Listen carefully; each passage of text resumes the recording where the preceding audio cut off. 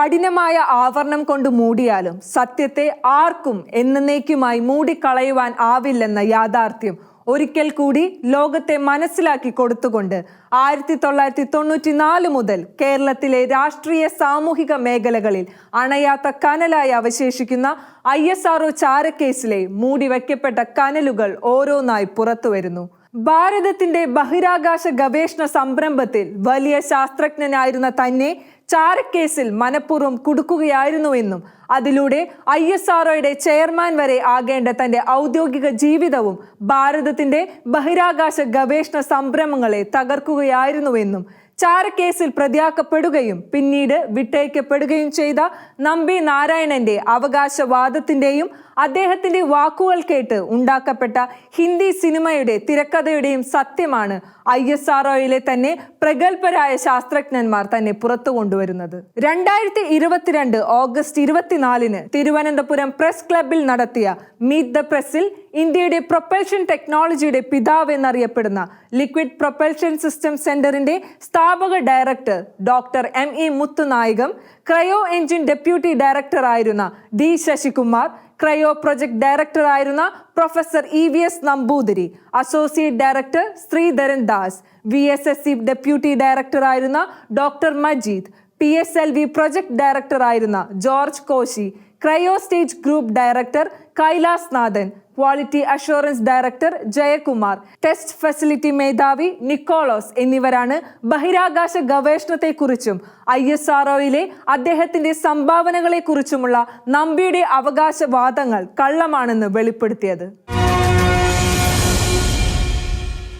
അവർ പറഞ്ഞ സത്യങ്ങൾ ശരിക്കും മനസ്സിലാക്കുന്നതിന് ഒരിക്കൽ കേരളത്തെ ഇളക്കി മറിച്ച അക്കാലത്തെ മുഖ്യമന്ത്രിയായിരുന്ന K കരുണാകരന്റെ പതനത്തിന് വേഗത കൂട്ടിയ ചാരക്കഥയുടെ ചരിത്രം അറിയേണ്ടതുണ്ട്.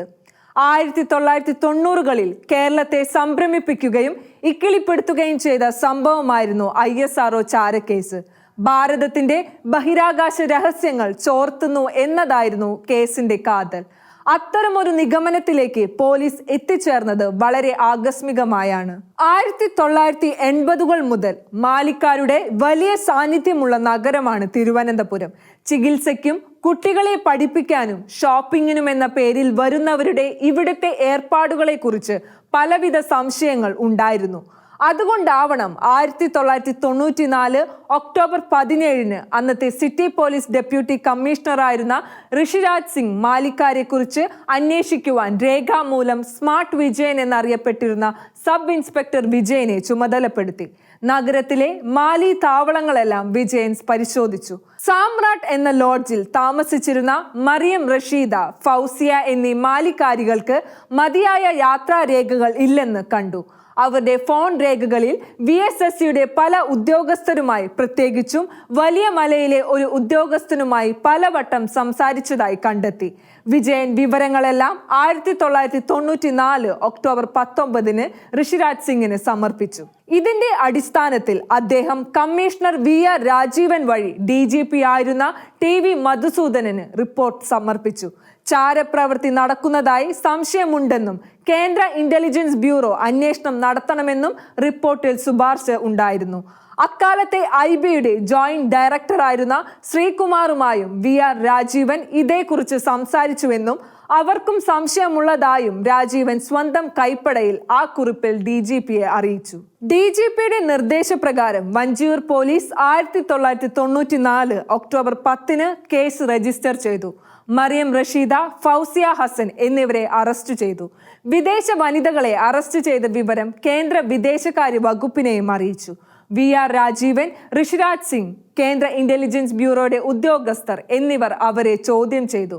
ചാരവൃത്തിക്ക് കൂടുതൽ വെളിപ്പെടുത്തലുകൾ ഉണ്ടായി.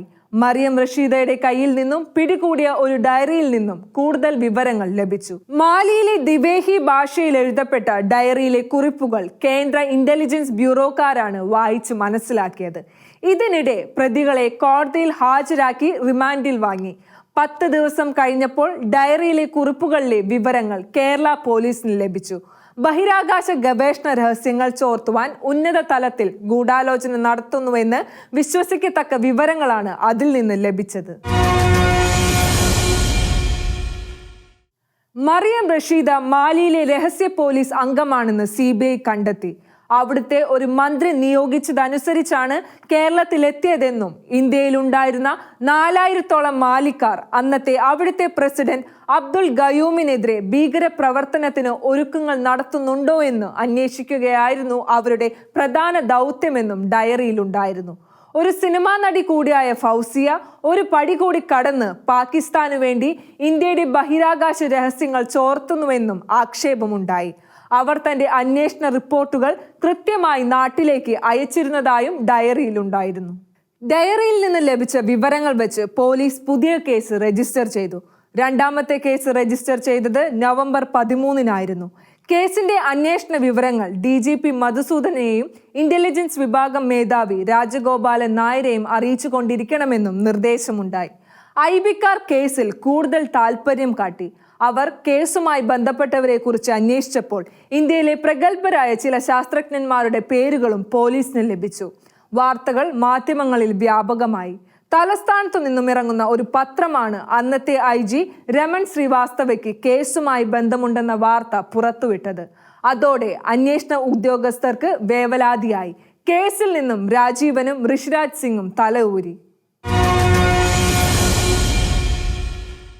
DGP മധുസൂദനന്റെ 1994 നവംബർ 15-ലെ പ്രത്യേക ഉത്തരവ് പ്രകാരം അക്കാലത്തെ ക്രൈംബ്രാഞ്ച് DIGയും കേരള പോലീസിലെ സത്യസന്ധനായ അന്വേഷകൻ എന്ന് പേരുകേട്ട ആളുമായ സിബി മാത്യൂസിന്റെ നേതൃത്വത്തിൽ അന്വേഷണ സംഘത്തെ നിയോഗിച്ചു.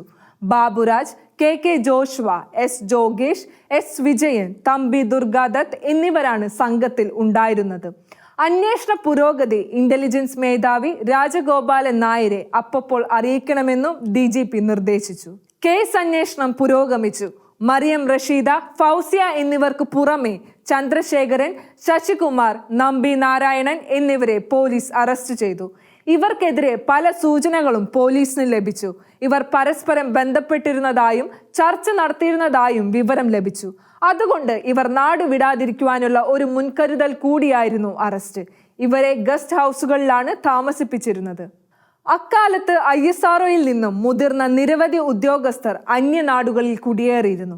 കേസ് അന്വേഷണം മുറുകി നിൽക്കെ നമ്പി നാരായണനും വോളണ്ടറി റിട്ടയർമെന്റിന് ശ്രമിക്കുന്നതായി പോലീസിന് അറിവ് ലഭിച്ചു. 1994 നവംബർ 1-ന് അദ്ദേഹം ഇതിനുള്ള അപേക്ഷ സമർപ്പിച്ചതായാണ് പോലീസിന് വിവരം ലഭിച്ചത്. അദ്ദേഹം സമർപ്പിച്ചു എന്ന് പറയുന്ന അപേക്ഷയുടെ കോപ്പി പോലീസിന്റെ കൈവശമുണ്ടായിരുന്നു. സ്വാഭാവികമായും അദ്ദേഹം രാജിവെച്ച് പോകുന്നത് തടയാൻ കൂടി പ്ലാനിട്ടാണ് അന്വേഷണ സംഘം 1994 നവംബർ 30-ന് അദ്ദേഹത്തെ അറസ്റ്റ് ചെയ്ത് അറസ്റ്റ് രേഖപ്പെടുത്തിയത്. സിബി മാത്യൂസ് 1994 നവംബർ 30-ന് DGPക്ക് സമർപ്പിച്ച റിപ്പോർട്ടിൽ കേസ് അന്വേഷണം കേന്ദ്ര ഏജൻസിക്ക് വിടണമെന്ന് ശുപാർശ ചെയ്തു. ഒന്നാമതായി, കേസിലെ സംഭവങ്ങൾ നടന്നത് കൊളംബോ, മാലിദ്വീപ് അടക്കമുള്ള വിദേശ രാജ്യങ്ങളിലും കേരള, തമിഴ്നാട്, കർണാടക സംസ്ഥാനങ്ങളിലുമാണ്. രണ്ടാമതായി, ബാംഗ്ലൂരിലെ വ്യോമസേനയുടെ ഗവേഷണ വിഭാഗത്തിൽ നിന്നും ചില രേഖകൾ ചോർത്തിയതായി സൂചനയുണ്ട്. മൂന്നാമതായി, കേരളത്തിലെ ഒരു മുതിർന്ന പോലീസ് ഉദ്യോഗസ്ഥൻ കൂടി കേസിൽ ബന്ധപ്പെട്ടിരിക്കുന്നതായി സൂചനയുണ്ട്. ഇക്കാരണങ്ങളാൽ ഇവിടെ അന്വേഷിക്കുന്നതിനേക്കാൾ നല്ലത് കേന്ദ്ര ഏജൻസി അന്വേഷിക്കുന്നതാകും. സിബി മാത്യൂസിന്റെ ശുപാർശ സർക്കാർ അംഗീകരിച്ചു. അതുകൊണ്ട് അദ്ദേഹം നമ്പി നാരായണനെ ചോദ്യം ചെയ്തില്ല. 1994 ഡിസംബർ 2-ന് തന്നെ കേസ് അന്വേഷണം CBI ഏറ്റെടുത്തു. CBIയുടെ അക്കാലത്തെ ഡയറക്ടർ ജനറൽ ആന്ധ്രാപ്രദേശുകാരനായിരുന്ന വിജയരാമറാവു പ്രത്യേക വിമാനത്തിൽ തലസ്ഥാനത്തെത്തി കേസ് രേഖകൾ വാങ്ങി. വിമാനം ബാംഗ്ലൂരിലെത്തിയപ്പോൾ അദ്ദേഹത്തിന് പ്രധാനമന്ത്രിയുടെ ഓഫീസിൽ നിന്നും ഫോൺ വന്നെന്നും അതോടെയാണ് കേസിന്റെ ഗതി മാറിയതെന്നും കാരവൻ മാസികയുടെ റിപ്പോർട്ട് ചൂണ്ടിക്കാണിക്കുന്നു. പ്രധാനമന്ത്രി നരസിംഹറാവുവും ഈ ദിവസങ്ങളിൽ തിരുവനന്തപുരത്ത് വന്ന് രാജ്ഭവനിൽ അന്തിയുറങ്ങിയതും കേസുമായി ബന്ധപ്പെടുത്തുന്നവരുണ്ട്. കേരളത്തിലെ വൻ പത്രങ്ങളും CPMന്റെ മുഖപത്രവും BJPയുടെ മുഖപത്രവുമെല്ലാം മത്സരിച്ചാണ് കഥകൾ കൊടുത്തത്. കേസിലെ പ്രതികളുടെ നാടായ മാലിയിൽ വരെ ലേഖകരെ അയച്ച് കഥകൾ എഴുതിച്ചവരുണ്ട്. ചാരന്മാർക്കെതിരെ മുഖപ്രസംഗം വരെ എഴുതിയവരുണ്ട്.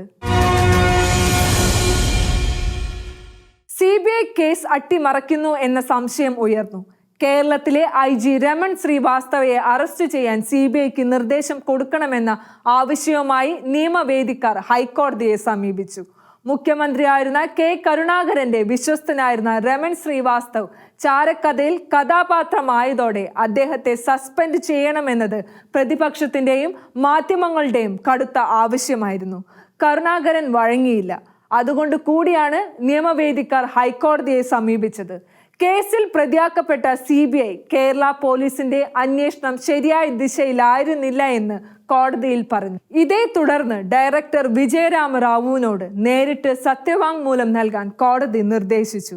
1995 ജനുവരി 7 അദ്ദേഹം സമർപ്പിച്ച സത്യവാങ്മൂലത്തിൽ അന്വേഷണം നടക്കുകയാണെന്നും അവസാന അഭിപ്രായം പറയാനാവില്ലെന്നും അറിയിച്ചു. ഇതിനിടെ ഹൈക്കോടതിയുടെ ആവശ്യപ്രകാരം ഇന്റലിജൻസ് ബ്യൂറോക്കാർ അറസ്റ്റിലായവരെ ചോദ്യം ചെയ്തതിന്റെ വീഡിയോകൾ കോടതിയിൽ ഹാജരാക്കി. അതുകൊണ്ട് കോടതി രാജ്യരക്ഷ സംബന്ധിച്ച വളരെ ഗുരുതരമായ ഒരു കേസാണിതെന്നും വളരെ ജാഗ്രതയോടെ അന്വേഷിക്കണമെന്നും ഉത്തരവായി. ഹൈക്കോടതിയുടെ നിലപാടിനെ സുപ്രീം കോടതി വിമർശിച്ചു എന്നത് സത്യമാണ്. പക്ഷേ പോലീസിന് അതിനാവുമോ? കോടതി പറയുന്നത് അനുസരിക്കാതിരിക്കാനാവുമോ? ഫൗസിയ, ശശികുമാർ, ചന്ദ്രശേഖരൻ എന്നിവരെ ഒരു തരത്തിലും ഭീഷണിപ്പെടുത്തിയോ പേടിപ്പിച്ചോ അല്ല മൊഴി എടുത്തിരിക്കുന്നതെന്നും അവർ പറയുന്നത് വിശ്വാസമാണെന്നും വീഡിയോ കണ്ട കോടതി സമ്മതിച്ചു. 1995 ജനുവരി 13 ഹൈക്കോടതി ഉത്തരവിൽ ജസ്റ്റിസ് ശ്രീധരൻ ഇക്കാര്യം രേഖപ്പെടുത്തിയിട്ടുണ്ട്. ശ്രീവാസ്തവയ്ക്കെതിരെ തെളിവുണ്ടെന്ന് അദ്ദേഹം പറഞ്ഞു. ഹൈക്കോടതി IGയുടെ പങ്കിൽ സംശയം പ്രകടിപ്പിച്ചതോടെ കരുണാകരന് വിശ്വസ്തനെതിരെ നടപടിയെടുക്കേണ്ടി വന്നു. കോൺഗ്രസിലെ കരുത്തുമൂലമുണ്ടായ ധിക്കാരത്തിലൂടെ മുന്നണിയിലെ കൂട്ടുകക്ഷികളെയും പാർട്ടിയിലെ എതിർ ഗ്രൂപ്പിനെയും വെറുപ്പിച്ച കരുണാകരന് മുഖ്യമന്ത്രി സ്ഥാനം നഷ്ടപ്പെടാനുള്ള അവസാനത്തെ കാരണമായി ചാരക്കഥ. അദ്ദേഹത്തെ ചാരനായി ആരും ചിത്രീകരിച്ചിട്ടില്ല. അന്നും ശ്രീവാസ്തവയ്ക്കെതിരെ നടപടിയെടുക്കാൻ തയ്യാറാകാത്തത് മാത്രമായിരുന്നു. അതോടെ കരുണാകരൻ ശ്രീവാസ്തവയെ സസ്പെൻഡ് ചെയ്യേണ്ടി വന്നു. ഹൈക്കോടതി പരാമർശം മൂലം സസ്പെൻഡ് ചെയ്യപ്പെട്ട ശ്രീവാസ്തവയ്ക്ക് പിൽക്കാലത്ത് എല്ലാ പ്രമോഷനും ലഭിച്ചു. ഉമ്മൻചാണ്ടിയുടെയും കൊടിയേരിയുടെയും കാലത്ത് അദ്ദേഹം കേരളത്തിൽ DGP ആയിരുന്നു. പിണറായി വിജയൻ മുഖ്യമന്ത്രിയായപ്പോൾ അദ്ദേഹത്തിന്റെ ഉപദേശകനായി നിയോഗിക്കപ്പെട്ടു. 1996 ഏപ്രിൽ 30 1.5 വർഷത്തെ അന്വേഷണത്തിന് ശേഷം CBI എറണാകുളത്തെ അവരുടെ ചീഫ് ജുഡീഷ്യൽ മജിസ്ട്രേറ്റ് കോടതിയിൽ സമർപ്പിച്ച റിപ്പോർട്ടിൽ എല്ലാ പ്രതികളെയും കുറ്റവിമുക്തരാക്കി. കേസ് അന്വേഷിച്ച ഉദ്യോഗസ്ഥരുടെ ഉദ്ദേശശുദ്ധിയെയും CBI ചോദ്യം ചെയ്തു. എന്നാൽ എന്തുകൊണ്ട് അങ്ങനെ പറയുന്നു എന്ന് വ്യക്തമാക്കിയില്ല. ഇക്കാലത്ത് AK ആന്റണി ആയിരുന്നു കേരളത്തിലെ മുഖ്യമന്ത്രി. വിധിക്കെതിരെ സർക്കാർ അപ്പീൽ കൊടുത്തില്ല. എന്നാൽ തുടർന്നു വന്ന നായനാർ സർക്കാർ ചാരക്കേസ് പുനരന്വേഷിക്കണമെന്ന് തീരുമാനിച്ചു. കേസ് CBIക്ക് വിട്ടുകൊണ്ടുള്ള മുൻ സർക്കാരിന്റെ തീരുമാനം അതിനായി 1997 ജനുവരി 26 സർക്കാർ റദ്ദാക്കി. ഉത്തരവിനെ നമ്പി നാരായണൻ ഹൈക്കോടതിയിൽ ചോദ്യം ചെയ്തു. തീരുമാനം ഹൈക്കോടതി ശരിവെച്ചു. സുപ്രീം കോടതിയിൽ അദ്ദേഹം അപ്പീൽ പോയി. ഹൈക്കോടതിയുടെ തീരുമാനം റദ്ദാക്കപ്പെട്ടു. രാഷ്ട്രീയ പ്രേരിതമായ തീരുമാനം എന്നതായിരുന്നു സുപ്രീം കോടതിയുടെ വിധി. അതോടെ പുനരന്വേഷണ സാധ്യത ഇല്ലാതായി. നഷ്ടപരിഹാരത്തിനായി നമ്പി നാരായണൻ കോടതിയിലെത്തി. മനുഷ്യാവകാശ കമ്മീഷനെയും സമീപിച്ചു. നമ്പി നാരായണൻ ജയിലിലായിരുന്ന 50 ദിവസങ്ങളിൽ 46 ദിവസവും CBIയുടെ കീഴിലായിരുന്നു. അന്വേഷണ ഉദ്യോഗസ്ഥർ നഷ്ടപരിഹാരം നൽകേണ്ടതില്ലെന്ന് കേരള ഹൈക്കോടതി 2012 സെപ്റ്റംബർ 7 ഉത്തരവായി. അതിനെതിരെ അപ്പീൽ പോയി. സുപ്രീം കോടതിയും ആ വാദം അപ്പാടെ അംഗീകരിച്ചില്ല. ചാരക്കേസ് ആഘോഷിച്ചവരെല്ലാം നിലപാട് മാറ്റി. ഹൈക്കോടതി പറയുന്നതല്ല സുപ്രീം കോടതി പറയുന്നത്. ചാരക്കേസിലെ പ്രതികളുടെ അറസ്റ്റിനായി ഊഹാപോഹങ്ങളും ഇക്കിളി കഥകളും വരെ മെനഞ്ഞ മാധ്യമങ്ങളും അക്കാലത്തെ പ്രതിപക്ഷവും മാളത്തിൽ തലയൊളിച്ചു. അറസ്റ്റിനു വേണ്ടി അലറി വിളിച്ച മാധ്യമങ്ങൾ മാറി. മാധ്യമങ്ങൾ ഇപ്പോൾ പൂർണ്ണമായും അന്വേഷകർക്കെതിരാണ്. കോൺഗ്രസും CPMഉം മാറി. കോടതി പറയുന്നത് ചെയ്യാമെന്നായി പിണറായി സർക്കാരിന്റെയും നിലപാട്. CBIക്കാർ 46 ദിവസം കസ്റ്റഡിയിൽ സൂക്ഷിച്ച് പ്രതിക്ക് നഷ്ടപരിഹാരമായി 50 ലക്ഷം കൊടുക്കാൻ സർക്കാർ തയ്യാറായി. പിന്നീട് അത് 1.5 കോടിയാക്കി. സുപ്രീം കോടതി വിധിയുടെ അടിസ്ഥാനത്തിൽ ചാരക്കേസ് അന്വേഷിച്ച ഉദ്യോഗസ്ഥരെ പ്രതികളാക്കി CBI കേസെടുത്തു. അന്വേഷണത്തിന് തുടക്കം കുറിച്ചുകൊണ്ട് മുൻ സുപ്രീം കോടതി ജഡ്ജി DK ജെയിൻ അധ്യക്ഷനായി നടത്തിയ അന്വേഷണത്തിൽ കേസുമായി ബന്ധപ്പെട്ട ആരോടും തെളിവെടുത്തില്ല എന്ന പരാതി അവരുടെ അഭിഭാഷകർ തന്നെ കോടതിയിൽ ഉന്നയിച്ചു. അതിന്റെ ആവശ്യമില്ല എന്ന നിലപാടായിരുന്നു അക്കാര്യത്തിൽ കോടതി അന്ന് കൈക്കൊണ്ടത്. ഇതോടെ നിയമപരമായ നടപടിക്രമങ്ങൾ ഈ അന്വേഷണത്തിൽ പാലിക്കപ്പെടുന്നോ എന്ന സംശയം ശക്തമായി. കേസിന് പിന്നിലെ ഗൂഢാലോചനയെക്കുറിച്ച് അന്വേഷിച്ച CBI പ്രാഥമിക അന്വേഷണ report Thiruvananthapuram chief judicial magistrate കോടതിയിൽ സമർപ്പിച്ചു. CBI DYSP സന്തോഷ് തുഗറാൻ കോവിഡ് കാലം പരിഗണിച്ച് ഓൺലൈനായാണ് FIR കോടതിയിൽ സമർപ്പിച്ചിട്ടുള്ളത്. 3 മാസത്തിനകം അന്വേഷണം പൂർത്തിയാക്കണമെന്ന നിർദ്ദേശത്തോടെ സുപ്രീം കോടതി ഉത്തരവ് വന്നിട്ട് 1 മാസം കഴിഞ്ഞപ്പോഴായിരുന്നു ഇത്. അക്കാലത്തെ Petta CI S Vijayan, SI Thampi S Durgadath, city police commissioner VR Rajeevan, crime branch IG Siby Mathews, DYSP KK Joshua, state intelligence deputy director Raveendran, IB deputy director RB Sreekumar, IB assistant director CRR Nair, central intelligence ഓഫീസർമാരായ GS Nair, KV Thomas, John Poonen, assistant central intelligence ഓഫീസർമാരായ PS Jayaprakash, ഡിൻഡ Mathews, crime branch SP PG Baburaj, SI Yogesh, intelligence bureau joint director Mathew John, ഉദ്യോഗസ്ഥരായ Bobby, intelligence bureau ഉദ്യോഗസ്ഥനായ VK Moini എന്നീ 18 പേരാണ് കേസിൽ പ്രതികളാക്കപ്പെട്ടിരിക്കുന്നത്. പ്രതികളാക്കപ്പെട്ട ഉദ്യോഗസ്ഥർ arrest ചെയ്യപ്പെടാതിരിക്കുവാൻ supreme കോടതിയെ സമീപിച്ചിരിക്കുകയാണ്. ഹൈക്കോടതിയും സുപ്രീം കോടതിയും വ്യത്യസ്ത നിലപാടുകൾ എടുത്ത ചാരക്കേസിലെ സത്യം എന്താണ്? സത്യം എന്ന പേരിൽ ഇന്ന് പ്രചരിക്കപ്പെടുന്നവ ഒന്നും പൂർണ്ണ സത്യമല്ല എന്ന് എല്ലാവരും മനസ്സിലാക്കുന്നു. കേന്ദ്ര ഇന്റലിജൻസ് ബ്യൂറോയുടെ അക്കാലത്തെ അഡീഷണൽ ഡയറക്ടറായിരുന്ന MK ധർ തന്റെ സർവീസ് സ്റ്റോറിയായ ഓപ്പൺ സീക്രട്ടിൽ ISRO ചാരക്കേസിനെ കുറിച്ച് വീണുടഞ്ഞ റോക്കറ്റുകൾ എന്ന ശീർഷകത്തിൽ എഴുതിയ പുസ്തകത്തിൽ 34-ാം അധ്യായത്തിൽ കേരള പോലീസിന്റെ കണ്ടെത്തലുകളായിരുന്നു ശരിയെന്ന് വ്യക്തമാക്കുന്നുണ്ട്. നരസിംഹറാവു CBI ഉപയോഗിച്ച് ഇന്റലിജൻസ് വിഭാഗത്തിന്റെ കണ്ടെത്തലുകളെ അട്ടിമറിക്കുകയായിരുന്നുവെന്നും അദ്ദേഹം ചൂണ്ടിക്കാട്ടി. താൻ അറസ്റ്റ് ചെയ്ത മറിയം റഷീദയും ഫൗസിയയും മാലിദ്വീപ് സർക്കാരിനു വേണ്ടി ഇന്ത്യയിൽ ചാരപ്പണി നടത്തുകയായിരുന്നുവെന്ന് CBI തന്നെ കണ്ടെത്തിയിട്ട് എന്തേ അതേക്കുറിച്ച് അന്വേഷിച്ചില്ല? സ്മാർട്ട് വിജയൻ പരസ്യമായി ചോദിച്ചു. ചാരക്കേസിന്റെ നടുവിൽ അന്നത്തെ പ്രധാനമന്ത്രി തലസ്ഥാനത്ത് പറന്നിറങ്ങി. എന്തിനാണ് അക്കാലത്തെ CBI ഡയറക്ടർ കേസിന്റെ രേഖകൾക്കായി വിമാനം ചാർട്ട് ചെയ്തു വന്നത്? CBI ഇങ്ങനെ തരം താഴുമെന്നറിഞ്ഞിരുന്നെങ്കിൽ ഞങ്ങൾ കേസ് കൈമാറാതെ അന്വേഷിക്കുമായിരുന്നു, അദ്ദേഹം പറഞ്ഞു. CBI ഉദ്യോഗസ്ഥന് നമ്പി നാരായണൻ ഭൂമി കൈമാറിയതിന്റെ തെളിവുകളും വിജയൻ കോടതിയിൽ ഹാജരാക്കി. പക്ഷേ കോടതി ഔദ്യോഗിക രഹസ്യ നിയമം അനുസരിക്കേണ്ട ഒരു ഉദ്യോഗസ്ഥനായ നമ്പി നാരായണന്റെ വീട്ടിൽ എന്തുകൊണ്ട് ഒരു സ്വകാര്യ റെയിൽവേ കോൺട്രാക്ടറുടെ ഫോൺ? അതിന് എങ്ങനെ അക്കാലത്ത്, അതായത് 1994 മാസം 40,000 രൂപയുടെ ബിൽ? ഇതെല്ലാം കണ്ടിട്ടും CBI എന്തേ അന്വേഷിച്ചില്ല? എന്തിനാണ് നമ്പി നാരായണൻ VRSന് അപേക്ഷ കൊടുത്തത്? അദ്ദേഹം അവകാശപ്പെടുന്നത്ര പ്രഗത്ഭനൊന്നും അല്ലായിരുന്നു അദ്ദേഹം എന്നതിന് തെളിവല്ലേ ആ അപേക്ഷ കിട്ടി ഉടനെ അത് അംഗീകരിക്കണമെന്ന് പറഞ്ഞ് അദ്ദേഹത്തിന്റെ മേലധികാരി ഉന്നതർക്കയച്ചത്? സത്യം ഇനിയും പുറത്തു വരാനുണ്ടെന്ന് വിജയൻ പറയുന്നു. ഇതിനിടെ നമ്പി നാരായണന് കേന്ദ്ര സർക്കാർ പത്മഭൂഷൺ അവാർഡ് വരെ കൊടുത്തു. അദ്ദേഹത്തിന്റെ മഹത്വത്തെ വാഴ്ത്തിക്കൊണ്ട് പ്രസിദ്ധ സിനിമാ നടൻ മാധവന്റെ ഹിന്ദി സിനിമ റോക്കറ്ററിയും പുറത്തു വന്നു. അദ്ദേഹത്തിന് പത്മ ബഹുമതി കിട്ടുമ്പോൾ ചാരക്കേസിൽ 2ാമത് അന്വേഷണം നടത്തിയ സെൻകുമാർ എന്ന മുൻ കേരള പോലീസ് മേധാവി പറഞ്ഞു, ഇങ്ങനെയെങ്കിൽ ഇത്തിക്കര പക്കിക്കും കിട്ടാം പത്മ അവാർഡ്. മുൻ സഹപ്രവർത്തകരായിരുന്ന മുത്തുനായകം അടക്കമുള്ളവർ നടത്തിയ മീറ്റ് ദ പ്രസിൽ പറഞ്ഞത് ബഹിരാകാശ ഗവേഷണത്തിനുള്ള സംഭാവനകൾക്കോ ബഹിരാകാശ വകുപ്പ് ശുപാർശ ചെയ്തിട്ടോ അല്ല ഈ ബഹുമതി എന്നാണ്. 1968 ടെക്നിക്കൽ അസിസ്റ്റന്റായി ISROയിൽ ചേർന്ന നമ്പി അവിടെ ഉണ്ടായിരുന്ന 26 വർഷവും തന്റെ കീഴിലാണ് പ്രവർത്തിച്ചിരുന്നതെന്ന് മുത്തുനായകം പറഞ്ഞു. ആദ്യത്തെ ഏതാനും കാലം മാത്രമാണ് അബ്ദുൽ കലാമിന്റെ കൂടെ പ്രവർത്തിച്ചത്. 21,000 ജീവനക്കാർ ജോലി ചെയ്യുന്ന ISROയുടെ നേട്ടങ്ങളുടെ ക്രെഡിറ്റ് മുഴുവൻ നമ്പി സ്വന്തമായിട്ടെടുക്കുകയാണെന്ന് അവർ ആരോപിച്ചു. ഇക്കാര്യം നേരിട്ട് ചോദിച്ചിട്ടുണ്ടെന്നും മുത്തുനായകം പറഞ്ഞു. നമ്പി നാരായണനെ പ്രിസ്റ്റണിൽ പഠിക്കാൻ വിട്ടത് വിക്രം സാരാഭായ് അല്ലെന്നും താനാണെന്നും മുത്തുനായകം വെളിപ്പെടുത്തി. ടീമിലുണ്ടായിരുന്ന നമ്പൂതിരിക്കും ശിവരാമകൃഷ്ണൻ നായർക്കും PG ഉണ്ടായിരുന്നു, നമ്പിക്ക് ഇല്ലായിരുന്നു. അതുകൊണ്ട് കൂടിയാണ് അയച്ചത്. നമ്പിയെ അറസ്റ്റ് ചെയ്തതുകൊണ്ട് ക്രയോജനിക് ഉണ്ടാക്കാൻ വൈകിയെന്ന് നമ്പി പറയുന്നതും തെറ്റാണ്. 1980കളിൽ അത് ആരംഭിക്കുമ്പോൾ EVS നമ്പൂതിരിക്കായിരുന്നു അതിന്റെ ചുമതല. 12 വോള്യം നമ്പൂതിരിയുടെ സംഘമാണ് വികസിപ്പിച്ചത്.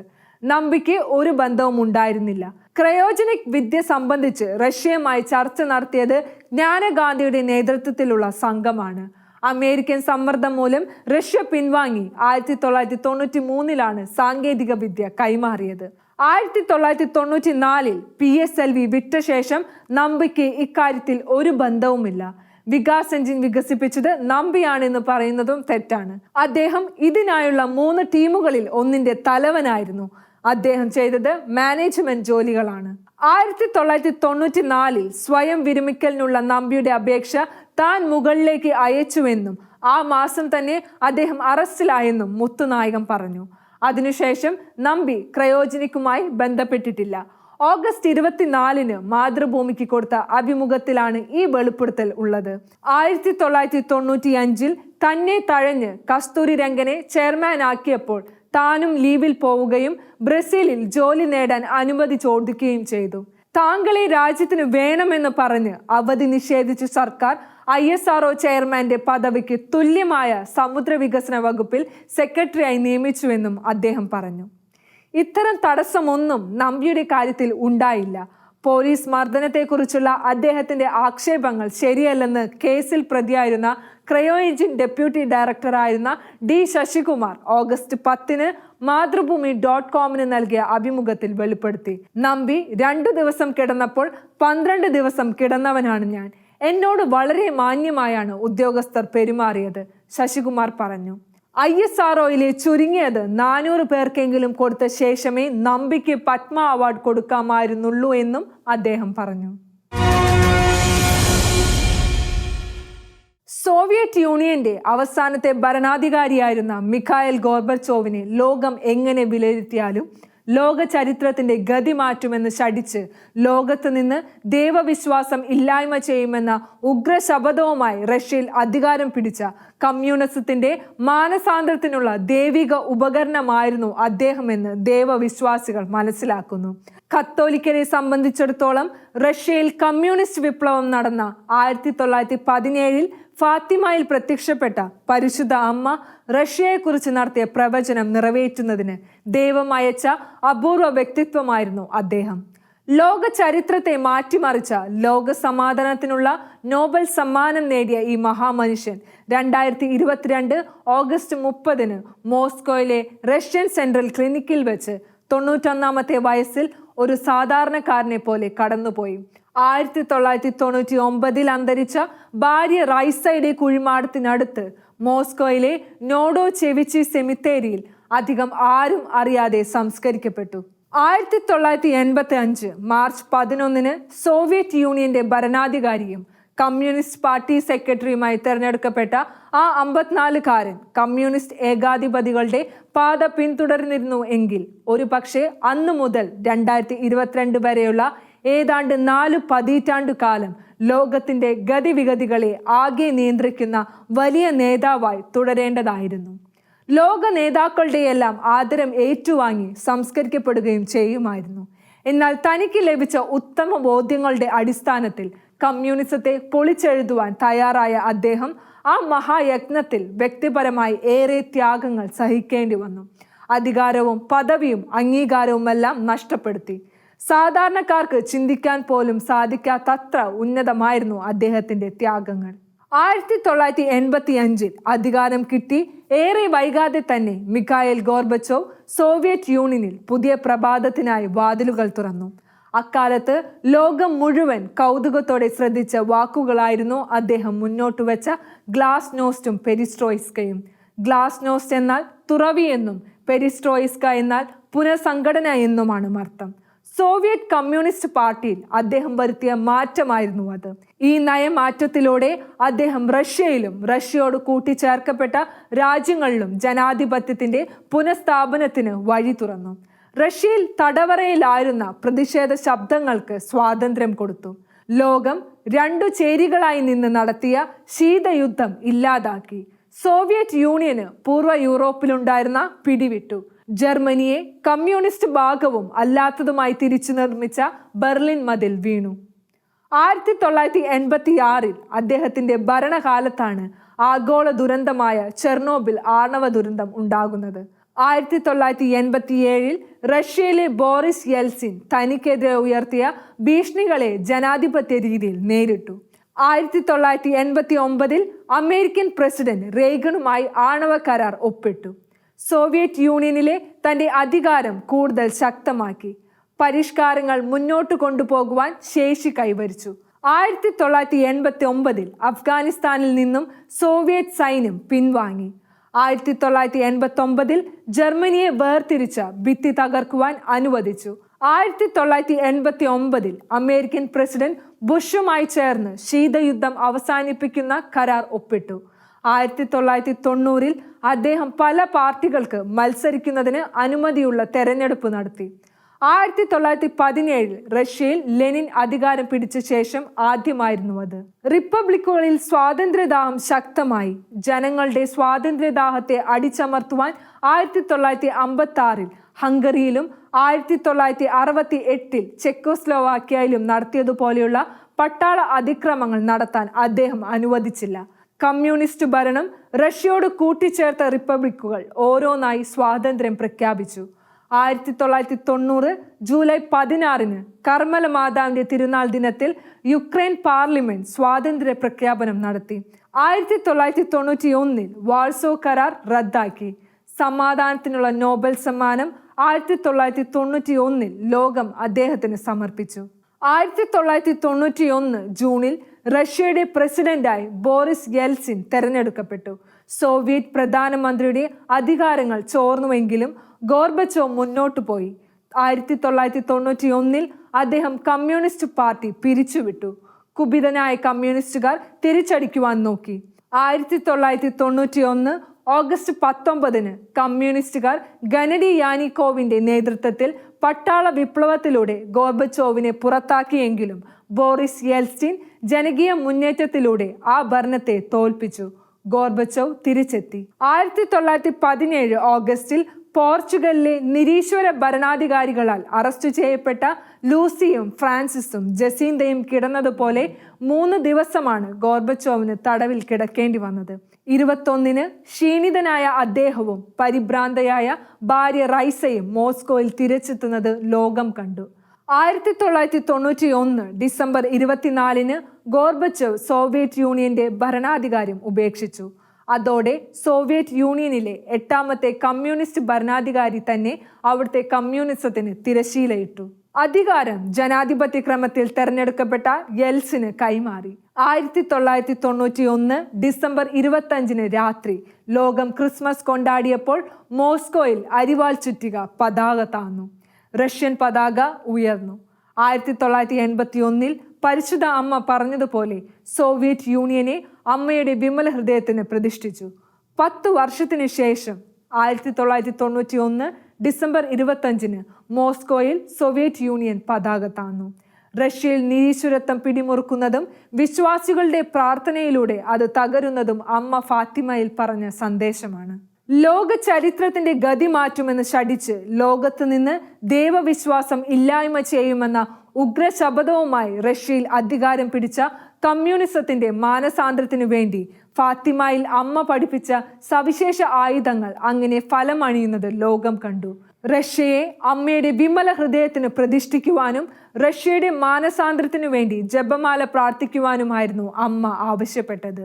ബുദ്ധിജീവികൾ പരിഹസിച്ചു ചിരിച്ച ആ ആയുധവുമേന്തി വിശ്വാസ സമൂഹം നടത്തിയ പോരാട്ടം വിസ്മയകരമായ ഫലമണിഞ്ഞത് ഏതാണ്ട് 1 നൂറ്റാണ്ട് കാലം കൊണ്ടാണ്.